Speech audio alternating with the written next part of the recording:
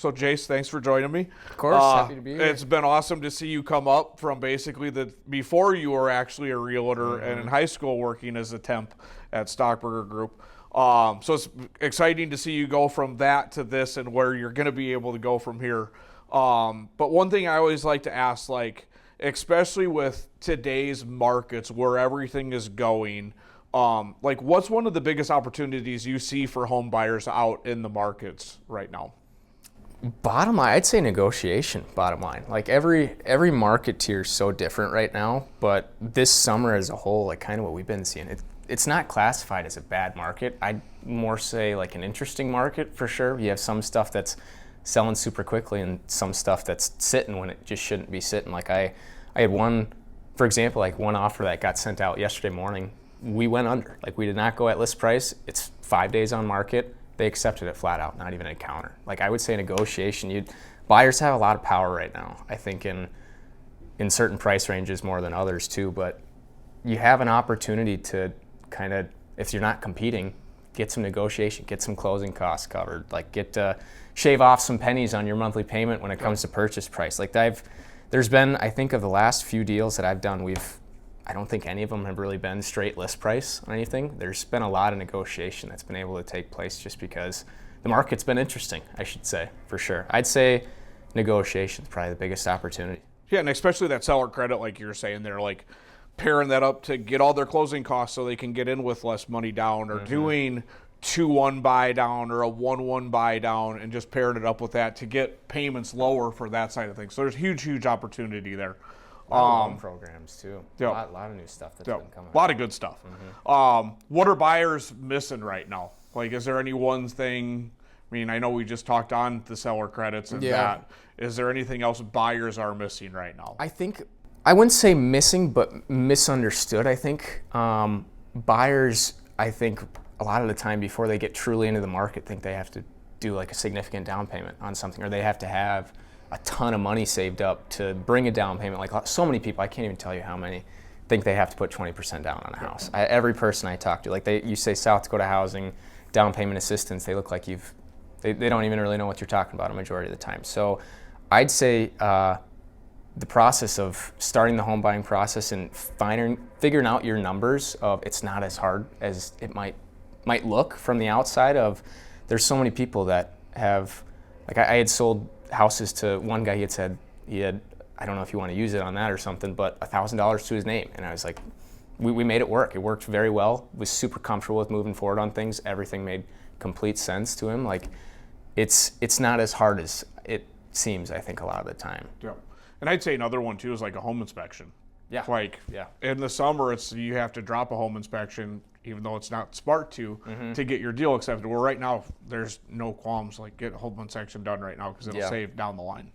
Absolutely, and that's key aspect. I always tell my buyers too, as a realtor, I'm always going to recommend we do a professional home inspection. I haven't, to this day, gotten that call, months down the road of hey, I found this in my house, that would have been caught on a home inspection, but you hear the horror stories too of things that could happen if you don't. So I totally agree. Yep. I actually had one where, and I'll never forget about it. It happened in 2020 during the craziness of COVID when everything was flying off. Everybody was waiving inspections. Realtor was absolutely don't get a home inspection done. You don't need it. It's not worth it.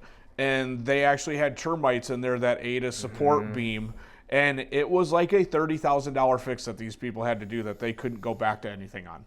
That would have gotten caught on a home inspection. Makes me sick because, that's the stuff that would be caught. And that's a huge mistake, something that could have saved you a lot of stress down the road, or at least gotten that problem addressed throughout the process. Absolutely. Would have saved $30,000 up front on that one. What's the biggest mistake that you see sellers making when they're listing their home right now? Or at the start of the listing process, or while they're listing it? Going back to kind of what I said of an interesting market, you have obviously a seller's goal is to get the house sold for the most amount of money in the quickest amount of time. I think people get stuck on the most amount of money a lot of the time, and when they're interviewing all these agents, because I always tell sellers too, do your due diligence. You have every right to interview as many realtors as you see fit. Find the best fit for you. We work for you. So we're all interviewing for the job as well, but typically they're going with whoever's giving them the highest list price. I could walk into a listing right now and make up a number that's going to be the highest number, and I might win that listing. that does not mean the house is going to sell. So you see a high days on market count with some people, and I always tell my sellers too, like, set the expectations initially, of just because we can price it there doesn't mean it's the right price. You could run into so many issues, like a high days on market count, in appraisal issue, of appraisal coming back lower than needed. And I would say really looking at the comparables that are being put in front of you as far as a seller of what is the market telling you. If I refer to the market as a she, I know Amy does too, it's kind of built into my brain, but if the market doesn't agree with you, she's going to kick you out. You're going to get a reality check at some point. Even if you do get that home sold, if that appraisal doesn't come into place, you're right back to square one of renegotiating that price. So I would say really seeing what the best fit is for you. What is the market telling us? What are homes actually selling for?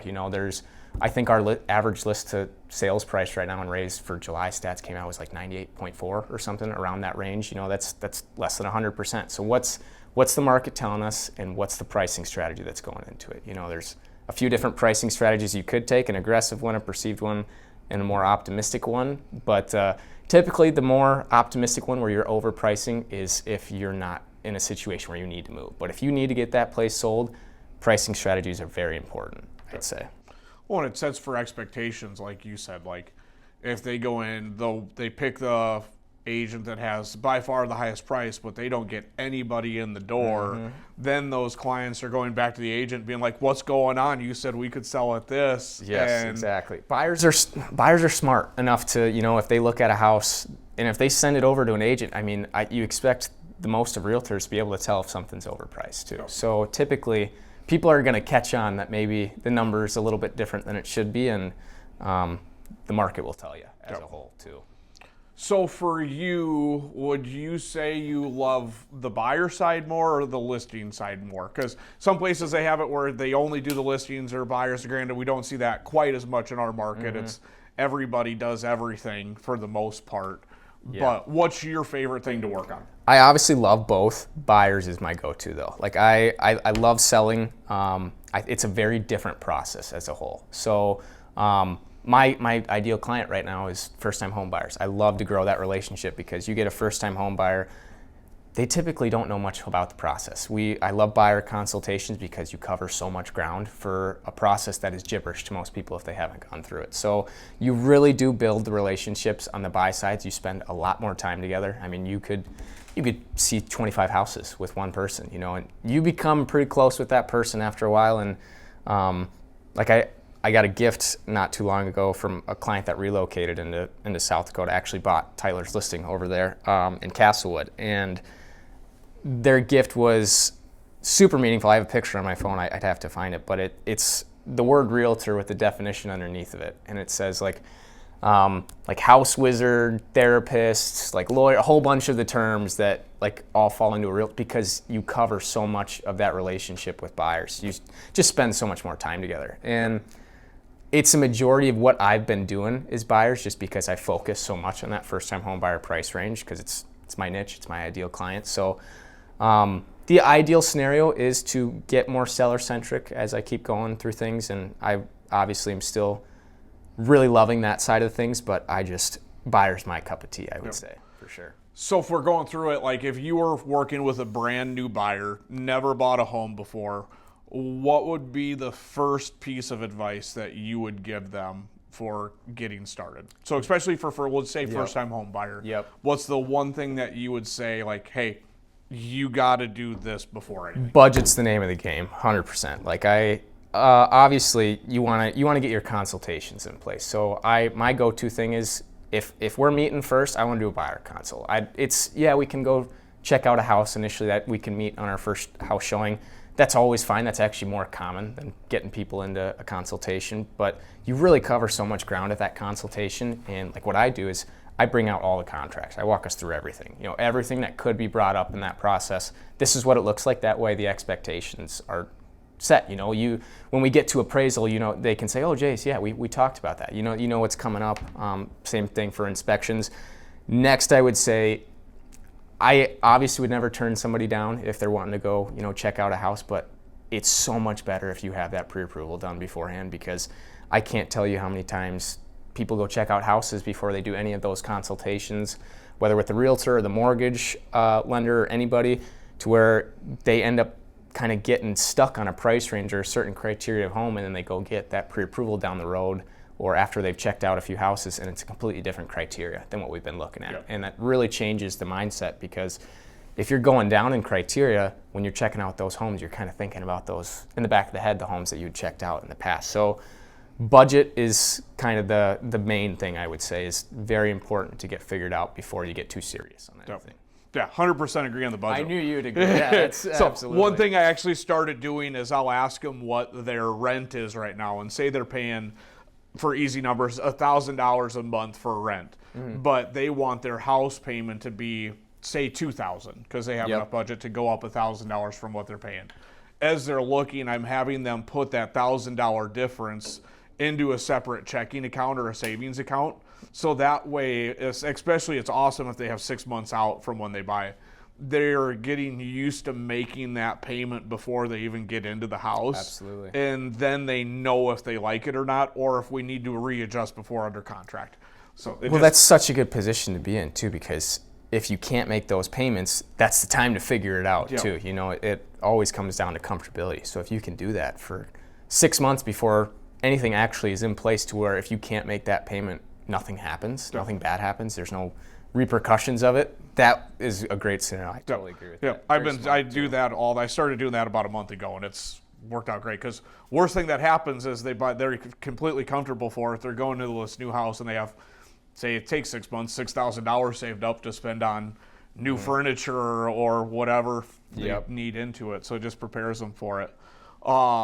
What do you think you wish people would know more about being an agent for just your like average everyday person? Like, what's kind of like the day in a life, what they don't expect that you do all the time, or just advice that you have your non-negotiables every day, you know, that are built into your calendar, like your follow-ups and stuff, but every day is so dang different. It's crazy. Like, you wouldn't believe how much stuff happens behind the scenes of, like, even when you're showing properties, like, if you have a good realtor that's, you know, really knows you, knows what you're looking for, they hunt. Like, they're hunting the market for you. They're looking at the market every day, seeing what pops up, send it over to you, seeing what they can find that's going to be a good fit for you. And kind of like back to behind the scenes of, you put a lot of work in for stuff that might not ever come to close, you know. There's so much stuff that you do kind of for free, like you really do.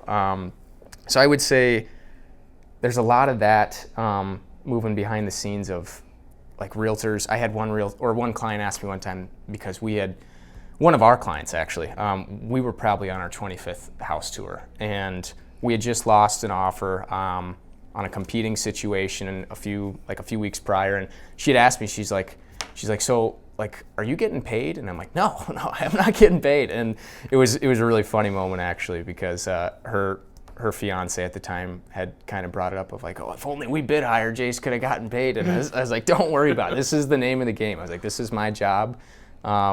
It's like, we know what we're getting into when it comes to that side of things. And it's, you really, every situation is so dang different. It's kind of hard to, every day is different, you know, other than your non-negotiables. Yep. What would you say against the mortgage side of things, what people don't really perceive or understand? Kind of the same, as every day is all across the board for scenario, and no two scenarios are ever the same. No. Just because people are so different day to day. And on the lending side too, a good hunk of lenders do work just 8 to 5, and they only give you their office line, and that's all they give out. I don't even know my office line number because I give out only my cell phone. And so it's 24/7. Like, I'm running payments at night at 9 o'clock or doing 8:30. Which I'm grateful for, by the way. Or doing 8:30 Zoom call pre-qual appointments, because, I do leave at 8 o'clock. No doubt about it. I am out the door at 8 o'clock because I have a 2.5-year-old and an 8-month-old. So family time's from 5 o'clock till 7:30, 8 o'clock, and then I go back to work again. But the schedule is one thing I didn't even think about. Like the schedule is all over the place. Insane. Like, but that's where it's like, on the weekends I'm running payments. Nights we're running payments. But if people are putting in offers, I always feel like they need to know what their payment is before they get the house. That's why I always ask too, because even if they're like, let's write it, I'm like, well, let's make sure we're all on the same page because there's a great saying that we have at our offices. Unset expectations are premeditated resentment too. So that's why I'm like, let's get everything all in front of us before we know that way we know what we're getting into. Well, especially because taxes vary. Yeah. I mean, you can you could have 3 different houses, or you have 3 different houses on the same block. They all 3 have different property taxes. So there you get some variance in there. Granted, if they're on the same block, they're not going to be huge difference. But if it's in a small town compared to in Sioux Falls, there's going to be a decent difference in there that'll adjust payments. Yep. So, and, schedule-wise, I think is the biggest thing. Doesn't matter what you got planned at night, on the weekends. You're on the clock at all times, and that's part of the name of the game. It's the job. So 100%. What is the absolute craziest thing that you've seen lately? Oh my gosh, off the top of my head, it's a hard question. You see, when you get into all these different houses, you see the good, bad, and the different. So I mean, there's so many different things. I had a place that we sold back in probably a few months ago. Their entire basement was finished, but it was one big shuffleboard table. There was no furniture, nothing, like no carpet or anything. One big shuffleboard table from wall to wall. Like it was, that was one of the weirder ones I've seen. There's some houses that you can get into, more central Sioux Falls, that you walk in and it's a time machine where it's nothing's been touched since the 50s. That was an example of one of those homes where you're inside. The stove is a stove that, it's stove from the 70s or 60s or something. And sometimes it's so surprising how good a condition some of that stuff can be. It's ancient material, mechanicals, appliances, but sometimes it's the most spotless. Like it hasn't been touched, and who knows how long. I've seen 45-year-old water heaters before, which I always find very interesting. Of like, we are not keeping that. We'll figure it out. But you see some weird stuff, and I don't want to go into necessarily the bad side of things because so many people have situations that you don't really know about and kind of have led to that. But you see some things where you're like, oh, I'm keeping my shoes on or something. Or we've had some scenarios where I've heard of, realtors that are in houses and they're like, we need to go get some fresh air too, or something like that, to where, these are random people's houses too. So you're dealing with all forms of people and all forms of houses. You see a lot of DIY too, where you're like, oh, I see what the goal was, but maybe not the full result. So everything is so different. But that's the beauty of it too. Of some people, that's exactly what they're looking for, is those houses that have those different aspects where they can put their own spin on it or update it or change it in their own ways too. So you see quite a bit of different stuff. What about you? Just the differences in payments. I mean, I would say I get to see less of that part of it, and a lot of it doesn't come across on appraisals that well, other than we can see some pretty crazy carpets and everything on the appraisal part of things. As far as credit goes, the crazy things is like, I had a person in yesterday that they've never missed a payment, but their credit scores were in the low 600s. Really? And it's because they didn't have a lot of history, and they had 2 credit cards that were maxed out. So it's kind of the perfect storm of not much history. Credit cards are over 50%, which they had low scores. Well, when they pay those cards off, which they have the ability to, their scores are going to go up into the mid 700s. Yep. So that's I enjoy that part of, like, if you do this, you can completely change the way that banks look at you as far as interest rates, because a lot of programs, like especially car loans, personal loans, that type of stuff, and conventional loans, it's all determined by credit score. So the lower the score, the higher the rate. And so it's like, if you can get them into a completely different program by doing like one little tweak. Yeah, and oh my gosh, I know enough to be dangerous on that side, but I'm always like, let's see what makes the most sense. But if you're looking to scale your credit score to the highest ability, is it kind of keeping it under like a third of your total balance and then making your payments in full each time? Is that kind of the go-to strategy? Or so what I always tell, there's a tier when we run our simulator, is you always want to make sure you're under 50% of the limit. And if you have a small limit credit card and you pay it off every month, if you pay it off when that statement cycles, it's going to report that higher balance and it's going to hurt your credit because it'll fluctuate throughout the month. And they only report once a month when that statement cycles. So the best time to do it is actually, if you pay off your credit card every single month, pay it off like 3 days before the statement cuts, because then it's showing a zero balance. You still get your points and get the advantages of having that credit, but then it reports a zero balance and they'll have a higher credit score. If they do carry a balance, the biggest line is 50%, and then there's 30% too to keep it under. But the big one is 50%. I still get so surprised at how many people just haven't started on their credit though too. Of like, especially the younger age groups. Like I have, like my age group too. I'll run into people that are always curious about like the process as a whole, and they don't have credit cards yet. And like one thing that I see parents do a lot is they'll put their kids on their credit cards. That way they can start building that credit too. So that helps out a lot. We actually have to be careful with that part too, because if say they only have the credit card that they're an authorized user on, we have to remove it sometimes because conventional, they don't like authorized user accounts. So this just changed in the last couple months where I have one, he has 2 credit cards, one's an authorized user, and we have to have him get removed off of that authorized user account. And thankfully it didn't change his credit scores or anything, but say they just had that credit card where they're an authorized user and nothing else, can cause issues. Yeah, well, I didn't know that. Well, interesting. It came out a couple months ago. Does that still help to start building their credit and then get their own cards down the road? They need to have something opened up before. Sure. Okay. So otherwise we have to do a couple different tweaks in loan programs. Yeah. But what I would always say is, like, as soon as you turn 18, open up a secured credit card or open up just a credit card and only use gas. That way you don't get because everyone's fear is they're going to overcharge it and then fall behind, which I've seen happen. Yeah. But it's like, just do gas and then pay that off every single month. So that way it's not changing budget around at all. Yep. One thing, I think the markets will be changing coming up. Hopefully rates come down. Nobody can ever promise that part of it because they are traded on the bond market just like stocks are, so they fluctuate day to day.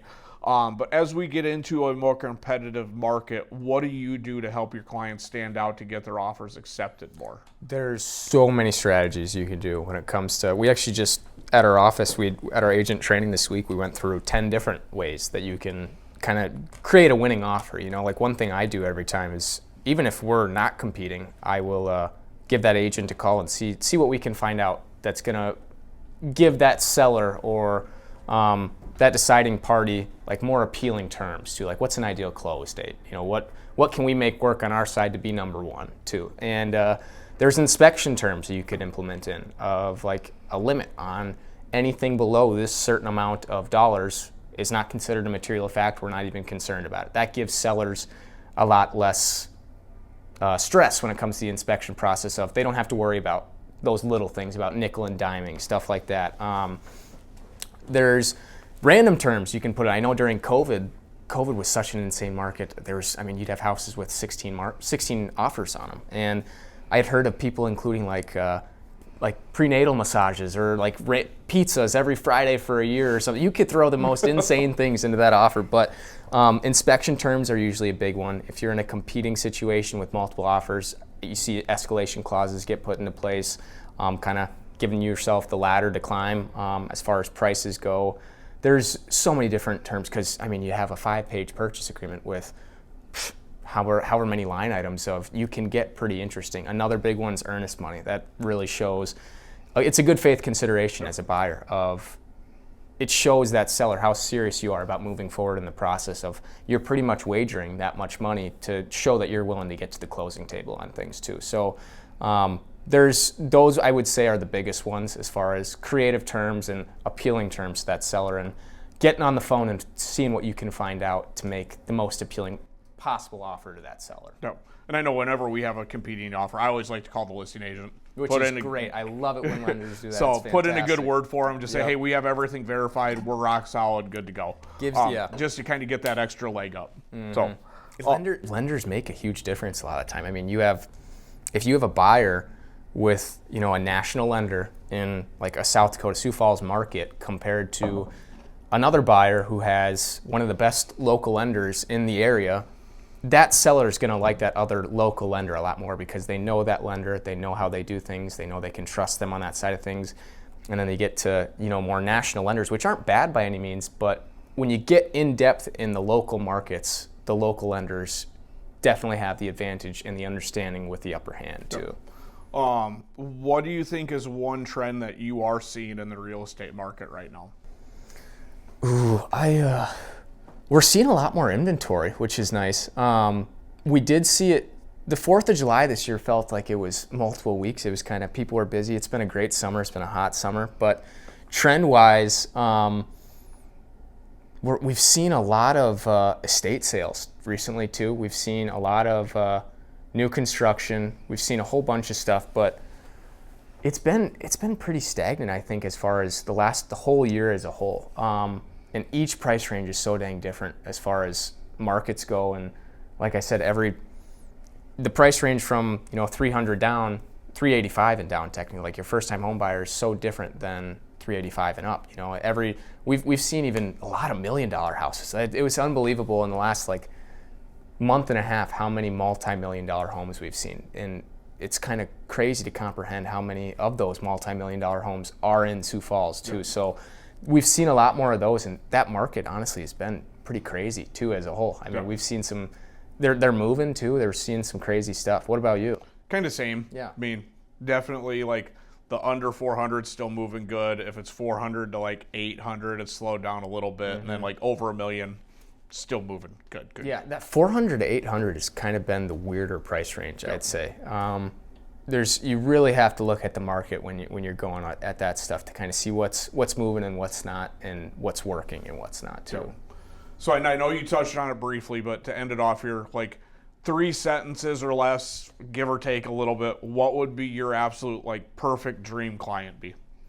Ooh, dream client would be a first-time home buyer, or honestly, a dream client is anybody looking to build wealth in real estate, I would say, which kind of falls into a lot of first-time home buyers starting that initial investment. But somebody who's got their budget really figured out, they've kind of made it through the process of knowing what they really want to, and kind of walking through that process as a whole together. I'd say first-time home buyers as a whole, people fresh out of college ready to make that move and start that next chapter of their life. But bottom line, I would say anybody within a life change. That really covers a lot of it. Of that could be anything. You have a new job, you have you're starting a family, you're getting married, you're getting divorced, any form of life change typically involves a real estate change happening after that too. So that I'd say is my ideal client. Awesome. Well, thanks for coming. Thank you, Swiden. Absolutely. It's been fun. Glad we got it done. Yeah. Rock and roll.